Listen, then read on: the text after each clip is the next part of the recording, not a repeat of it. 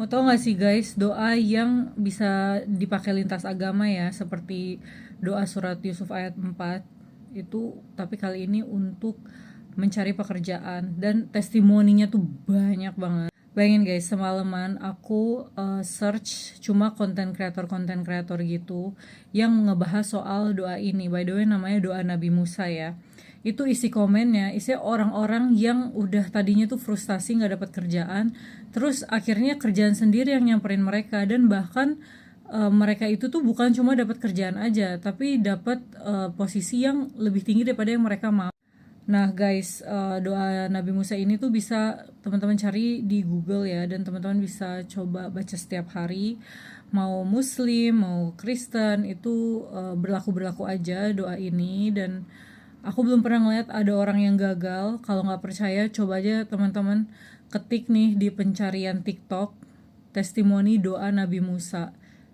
Gila guys, itu keajaiban yang tembus berabad-abad guys, sampai era modern kayak gini.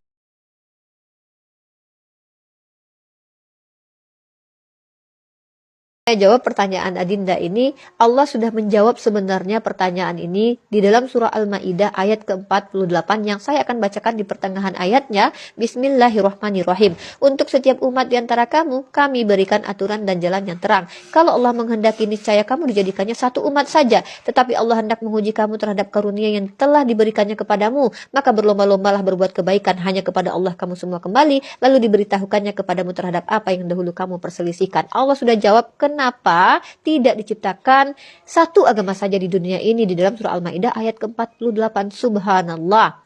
Jadi Allah mengaruniakan kepada kita nikmat yang luar biasa, yaitu iman Islam. Lalu Allah hendak menguji kita yang sudah diberikan karunia iman Islam itu. Apakah kita akan berbagi karunia itu atau hanya untuk diri kita sendiri? Ibarat kata, kalau semua orang sudah Islam, lalu kepada siapa kita mau berdakwah?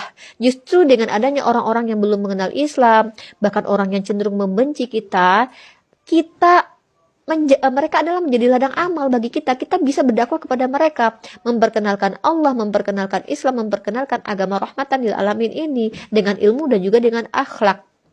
Nah, lalu kalau seandainya di dunia ini analoginya hanya orang kaya saja yang ada, lalu bagaimana cara orang kaya ini beramal, menunjukkan rasa syukurnya kepada Allah, menunjukkan rasa empatinya kepada orang lain? Karena sudah tidak ada lagi orang miskin. Begitu juga dengan iman. Kalau semua orang sudah berislam, ya kita mau berdakwah kepada siapa lagi coba. Jadi Allah sedang menguji kita atas anugerah yang diberikan kepada kita. Apakah kita akan menikmati anugerah itu sendiri atau akan berbagi dengan orang yang belum mengenal anugerah itu, belum mengenal Islam itu. Itu ujian dari Allah Subhanahu wa taala untuk umat Islam. Karena Allah perintahkan kita untuk berlomba-lomba berbuat kebaikan, dan salah satu kebaikan di dalam Islam adalah di dalam surah An-Nahl. Bismillahirrahmanirrahim. Ud'u ila sabili rabbika bil hikmah. Allah perintahkan kita untuk menyampaikan ajaran Islam, memperkenalkan Islam dengan cara hikmah. Kata Rasulullah, sampaikanlah satu ayat dariku. Walau satu ayat saja itu sudah kita berdakwah. Ya, jadi Allah menguji kita.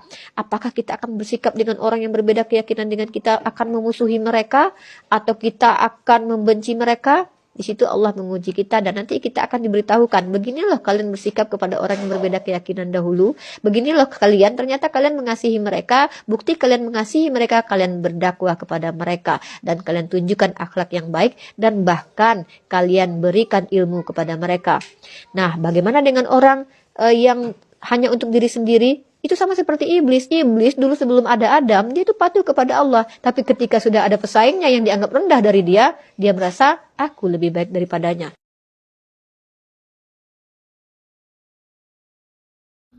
Kak, cerita dong gimana bisa mualaf lives. Thank you ya. Cerita kita. Ngeri nih ceritanya. Ngeri-ngeri sedap. Kenapa? Karena aku tuh berasal dari keluarga yang sangat Kristiani. Kenapa aku bilang gitu? Bapakku itu perhanger HKBP, guru huria, guru jemaat, ya kan? Tapi dia meninggal ya. Kemudian 2 orang, abangku itu pendeta. 2 orang kakakku itu Bibelfro. 1 orang guru agama Kristen. Selebihnya 3 orang lagi ada PNS dan petani. Itulah kami 11 orang bersaudara. Jadi Kristiani kali kan gitu. Jadi kalau untuk acara-acara peribadatan di gereja gak pernah lah absen ya kan, bahkan aktif gitu. Jadi memang udah di warning sama orang tuaku, sama keluargaku, jangan pacaran beda agama, udah seperti itu dulu. Tapi di aku masa kuliah, aku udah mulai berpikir gitu, udah suka dengan agama Islam. Jadi ada kawanku namanya Herliana Pulungan, itu orang Rantau Perapat. Aku dulu sering tanya-tanya ke dia soal Islam ya kan, sampai aku dipanggil sama dosenku dulu, nama dosenku itu Ibu Cehare di Sitorus di Upper Depkes ya kan, itu tahun 99. Dibimbinglah aku khusus supaya aku tidak tersesat, katanya seperti itulah ya kan. Tapi memang karena aku sudah ditakdirkan harus menjadi Islam, I was born to be a Muslim, aku percaya itu. Akhirnya pada tahun 2013 ketemulah aku sama suamiku ini, berkenalanlah kami, dia Islam ya kan. Selama 2 tahun kami pacaran, kami sering cerita-cerita soal agama, bagaimana agama Kristen aku ceritakan sama dia, bagaimana agama Islam diceritakannya sama aku, sharing, dan akhirnya aku makin cinta dengan agama Islam gitu. Ketemulah aku sama orang tuaku bersama suamiku ini dan menceritakan bahwa kami rencana menikah. Apa kata bapakku? Gak bisa rupanya dia kau ajak menjadi Kristen, katanya. Ku bilang bukan masalah gak bisa, aku yang mau jadi Islam karena aku benar-benar percaya dengan Islam sekarang. Bapakku terdiam, mamaku terdiam. Apa kata mereka? Toi mau buru dalani mak unang satonga itu kata mendiang bapak sama makku. Ya udahlah boru, jalanilah, jangan setengah-setengah. Itu pesan bapakku. Jadi kalau ada yang sewot-sewot, aneh kurasa. Aneh. Ada perokok di sini? Hah? Saya kadang-kala ditanya jamaah, Ustadz, kenapa doaku tidak dikabulkan? Saya tanya, Bapak merokok? Iya Ustadz, itu sebabnya. Kok bisa Ustadz? Salah satu penyebab doa tertolak kalau kita berbuat haram. Mana hukum? Rokok. Haram kan? Bapak cari, buka itu online Pak. Cari itu fatwa ulama tentang rokok. Hanya ada ulama Indonesia sebagian yang mengatakan rokok itu makruh. Kenapa? Ternyata saya pelajari yang mengatakan makruh karena dia juga merokok. Ya ulama Timur Tengah semua bilang haram. Tidak ada faedahnya itu rokok. Hanya bikin kita ketagihan. Karena biasa orang merokok itu biasa saya lihat kayak orang beleng-beleng. Coba itu di bandara itu Pak, saya baru pulang dari Turki. Itu orang perokok, saya lihat kasihan kayak dikasih masuk di belek-belek. Kaleng-kaleng, baru dia di dalam sendiri. Itu aja dikerja 10 menit. Sekali-kali isap kunyah. Coba kasihan saya lihat itu perokok, kayak kurang kerjaan. Jangan marah Pak ya, jangan marah. Bapak juga kalau marah tidak apa-apa, saya sudah mau pulang juga nanti. Berhentilah merokok Pak. Tahu itu rokok. Semua perusahaan rokok yang ada di Indonesia dan di dunia umumnya milik orang Yahudi. Apa kerjaannya Pak? Dia kasih sakit kita orang Islam.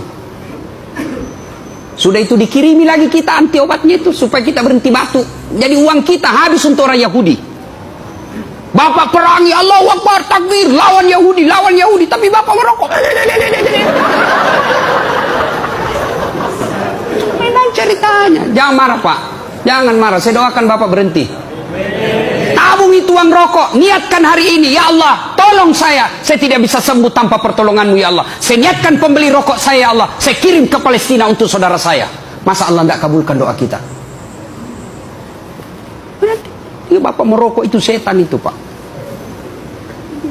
Bayangkan setiap Bapak beli rokok 20% dikirim ke Israel untuk apa? Membangun negara Israel. Salah satu diantaranya untuk membeli persenjataan. Berarti Bapak merokok menyumbang untuk apa? Menembaki saudara kita orang Islam. Dan ketika Bapak wafat dan di akhir penghisapan nanti Bapak dicari, mana itu perokok? Mana semua itu perokok? Sudah dikasih tahu Ustadz Dasar tapi kepala batu. Nanti hati-hati Pak. Saya doakan Bapak berhenti merokok lalu beli kambing. Saya Nungkil Tafianingsi. Oke, kita mau ingin tanya buat kakak yang baru aja masuk Islam, ingin bertanya kenapa sampai kakak masuk Islam. Oke, dipersilakan kak. Karena saya pengen mati secara Islam, Amin, pengen masya Allah. mencium surga, pengen Amin. menjadi Islam yang benar-benar istiqomah. Amin Allah. Dek, tangan, jari.